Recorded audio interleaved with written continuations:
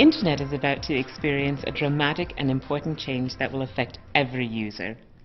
Today, web addresses end with familiar extensions such as .com and .org. Soon, there could be hundreds more of these extensions. They're called generic top-level domains, or gTLDs. What do new gTLDs mean for you? This video will help you find out. In order to understand what exactly is changing and how it will affect you, let's look behind the scenes at how domain names work. This is what's known as a generic top-level domain. Today, there are only 22 such gTLDs. After the top level comes the second level. When you register a domain name, you're actually creating a unique combination of a first and second level name. Let's say you want to register example.com. You are the registrant and you acquire the name using a registrar accredited by ICANN. The registrar checks with the registry, and if the name you want is available, then you get to use it. Note that the registry is who makes your domain name function technically. The registry puts your domain name in the right databases so the rest of the internet can find you. Until now, there have been millions of possible domain names on the second level, but fewer than 24 generic domain possibilities at the top level, and that's what is about to change.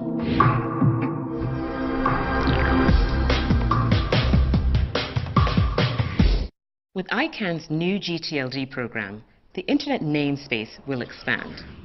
Soon, you could create and manage a top-level domain of your own choosing. Why would you want to? First, if your organization runs its own TLD, your organization sets the rules. You can make your TLD as inclusive or exclusive as you want. For example, you can sell second-level domain registrations at a price you choose, or you could decide not to sell them at all. Maybe you issue them only to your employees. You could offer specialized security services, or perhaps you want all the web addresses in your TLD to work in your native alphabet. It's up to you.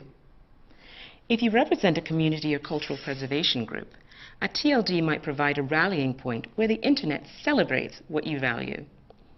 If you represent a government or a municipality, a TLD could help your populace share views or find vital information. New gTLDs can be internationalized domain names which incorporate character sets such as Chinese, Arabic, Cyrillic, or any non-Western alphabet. That one fact opens the Internet to masses of new users. Businesses might also be interested in new gTLDs. If you make your brand a TLD, customers might feel more confident that sites under your domain are really you. A .brand TLD can mean better brand control, new investment opportunities, and a chance to show your leadership in Internet technology. Just as no one predicted the .com boom, no one can predict all the innovative ways new gTLDs will be used. Who knows what the next big .thing will be?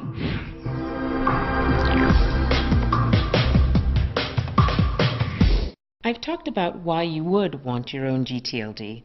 Why wouldn't you want one? First, to operate a TLD is to be in charge of .something. You're not merely registering a second-level domain. You are an organization running a registry responsible for a piece of Internet infrastructure.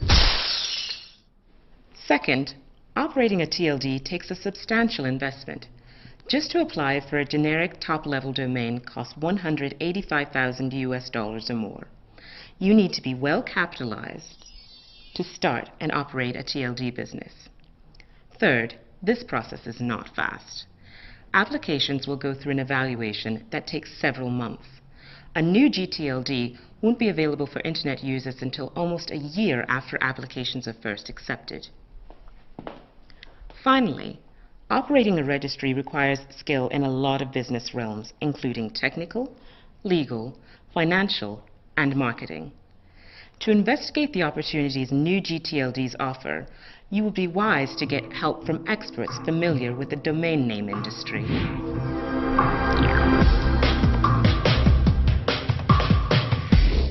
The process of applying for a new gTLD is not trivial.